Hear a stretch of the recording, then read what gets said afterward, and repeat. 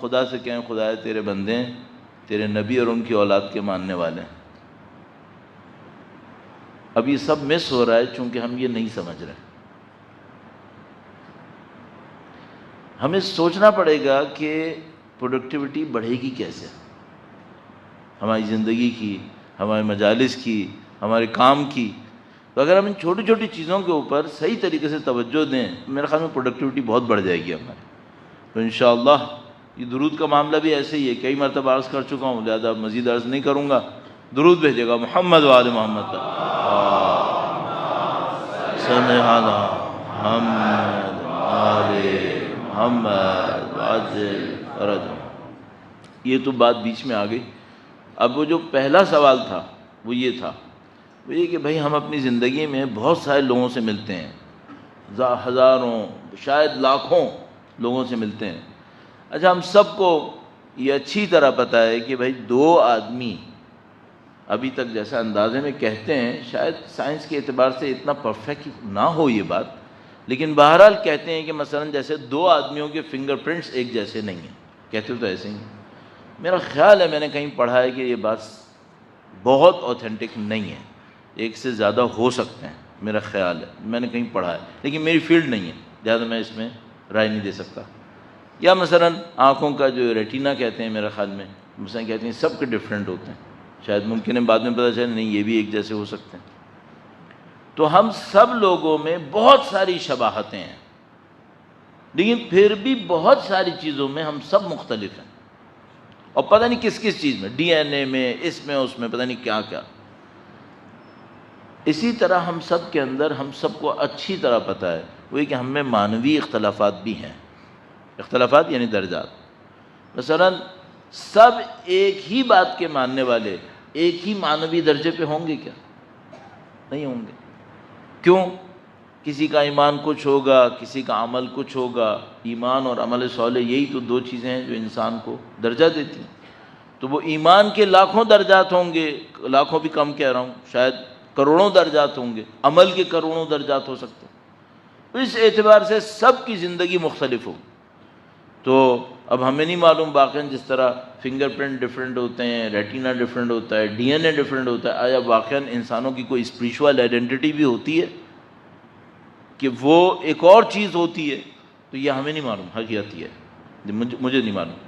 لیکن یہ سمجھ میں آتا ہے کہ بھئی ہم اپنی زندگی میں جب لوگوں کے درمیان موو کرتے ہیں تو ہم یہ آسانی سے سمجھ لیتے ہیں کہ کچھ لوگ بہرحال تھوڑے سے مختلف ہیں، اور کچھ لوگ نیگیٹو میں تھوڑے سے مختلف ہو رہے ہیں۔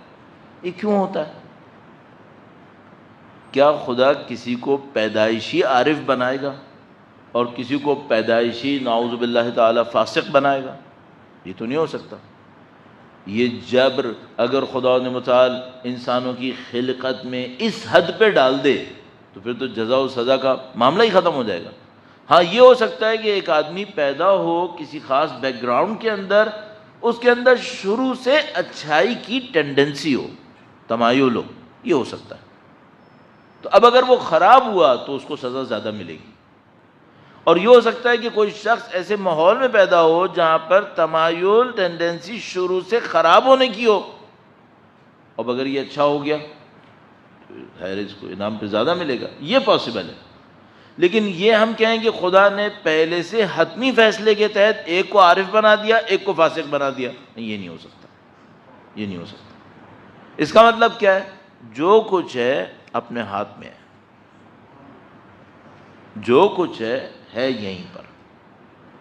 اچھا اب میں یہ کہوں کہ نہیں میرے بالغ ہونے سے پہلے طے ہو چکا تھا، اگر یہ ہوا تو وہ وہی ہے جیسے میرے پیدا ہونے سے پہلے ہو چکا تھا، میرا تو کردار نہیں تھا۔ اس کا مطلب ہے حتیٰ میرے بلوغ سے پہلے بھی جو کچھ گزرا ہے وہ بھی میرے مقدر کو طے نہیں کر سکتا۔ یعنی مقدر کون طے کرے گا فائنلی بالآخر؟ میں خود کروں گا۔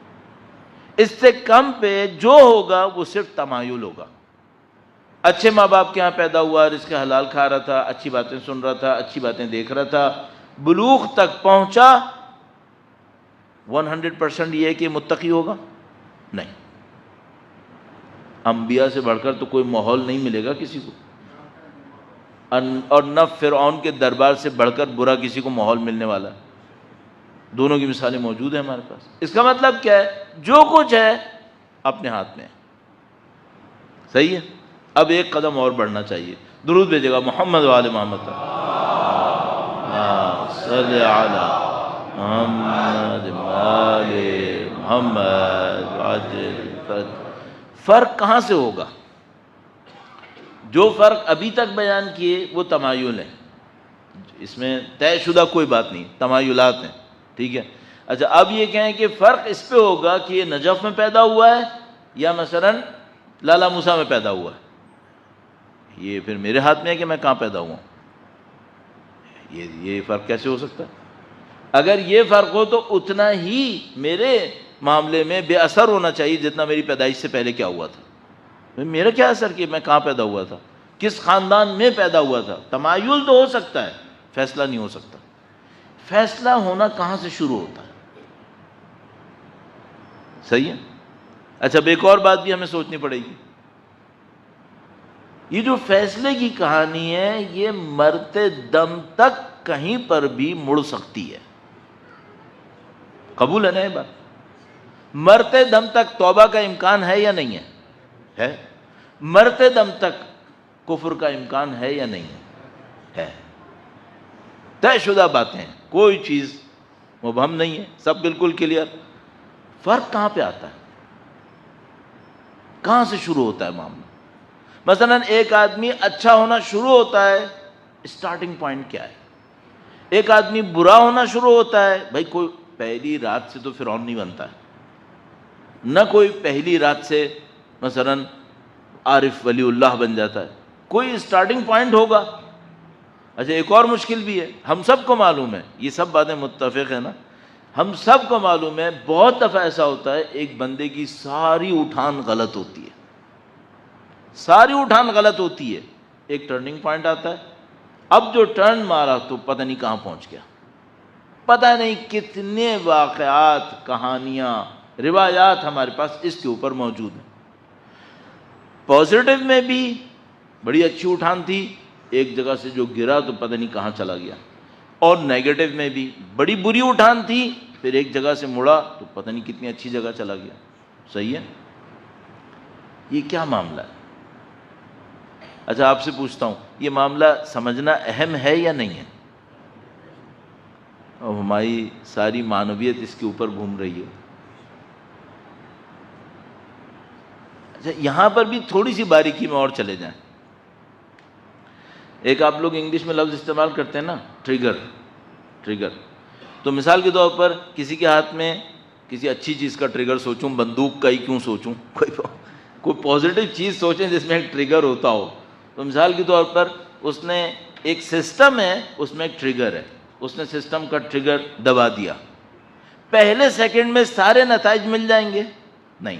ممکن ہے سسٹم میں پروسیسنگ ہو 10 منٹ، 15 منٹ، آدھے گھنٹے، ممکن ہے 6 مہینے کے بعد رزلٹ ملے.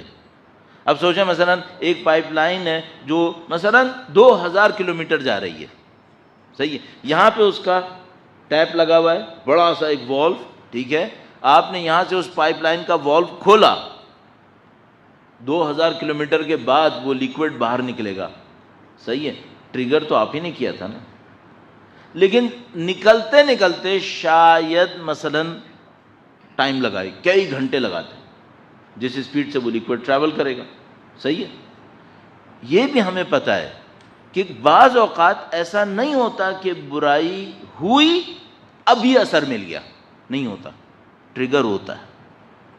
بعض اوقات یہ بھی ہوتا ہے کہ اچھائی ہوئی فوراً اثر ملا، لیکن بعض اوقات ایسا نہیں ہوتا. بعض اوقات اچھائی ہوتی ہے، اس نے صرف ٹریگر کیا ہوتا ہے، اسٹارٹ دیا ہوتا ہے، نتیجہ اس نے بعد میں دینا ہوتا ہے.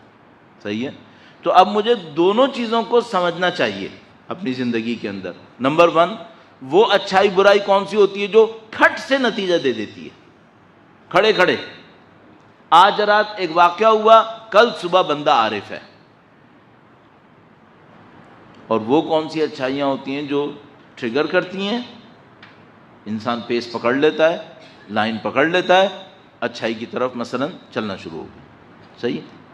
اب یہ امپورٹنٹ کام ہے، پہلے اس کو سمجھنا پھر اس کے اوپر عمل کرنا. صحیح ہے، بہت فنڈامنٹل بات ہو گئی اب یہ. اچھا تیسری بات اور ایڈ کرتا ہوں تاکہ ذرا کمپریہنسو سا ہو جائے. وہ یہ ہوتا ہے کہ بعض اوقات ہم نے کوئی اچھائی ٹریگر کی ہے، اس کی وجہ سے آگے ایک ماحول بننے والا ہے. مثال عرض کر دوں تاکہ بہت فلسفی نہ ہو جائے کہیں، یہ بات تو فلسفی نہیں ہے لیکن وہ مبہم نہ ہو جائے کہیں. درود بھیجے گا محمد و آل محمد کا. صلی علی محمد محمد وعجل فرج. حضرت موسیٰ علیہ السلام جب کوہ طور پر پہنچے تو اس منظر کو خداوند متعال نے قرآن کریم میں کئی انداز میں بیان کیا ہے، کئی جگہ پہ بیان کیا.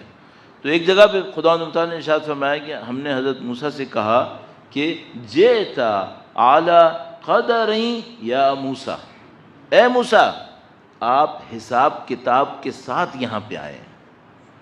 قدر کہتے ہیں حساب کتاب کو، وہ جو قضاء و قدر ہوتی ہے، قدر یعنی ایک کیلکولیشن کے تحت ایک حساب کتاب ہوا ہے، ساری چیزیں دیکھی گئی ہیں، سمجھی گئی ہیں، اس کے بعد آپ یہاں تک آئیں.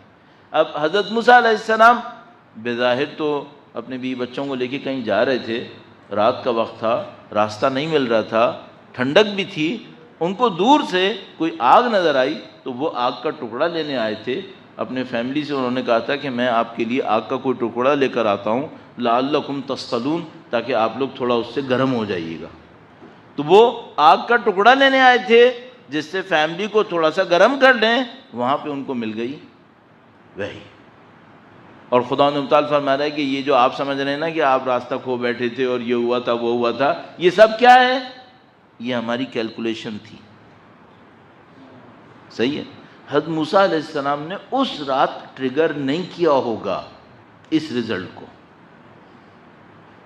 یہ حضرت موسیٰ علیہ السلام نے کہیں اور ٹریگر کیا ہوگا جو کئی سال کے بعد وحی کے مقام تک لے آئیے اس کو.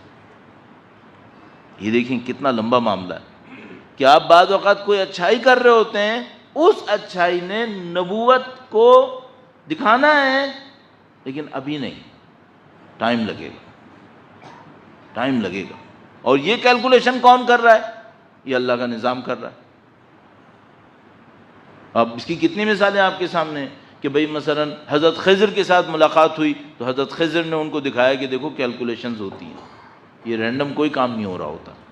یا مثلا وہ جو واقعہ لکھا ہے کہ حضرت موسیٰ علیہ السلام جب حضرت خضر کو ڈھونڈنے گئے تو ایک مچھلی تھی جس نے ایک راستے کو تبدیل کیا تھا اور وہ اس کو مس کر گئے تھے، وہ آگے چلے گئے تھے، پھر واپس آئے. انہوں نے کہا تو ہمیں تو یاد رکھنا چاہیے تھا. یہ اس کا مطلب ہے ساری چیزیں کوئی کیلکولیشن کے تحت ہو رہی ہوتی ہیں.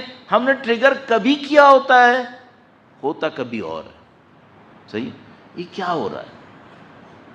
اگر میں آپ کو یہ سب بتا سکتا ہوتا کہ کیا ہو رہا ہے تو میں بہت بڑا ولی اللہ ہوتا.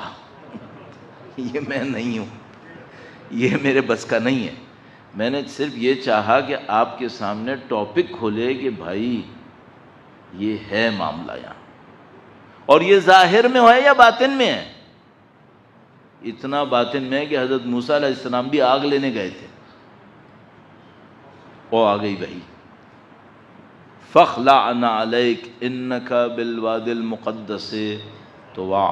اے موسیٰ اپنے 2 جوتے اتار دیں، آپ ایک مقدس وادی میں داخل ہو چکے.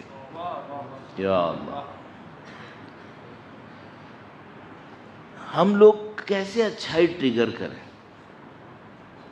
اور کیسے برائی کے ٹریگر کو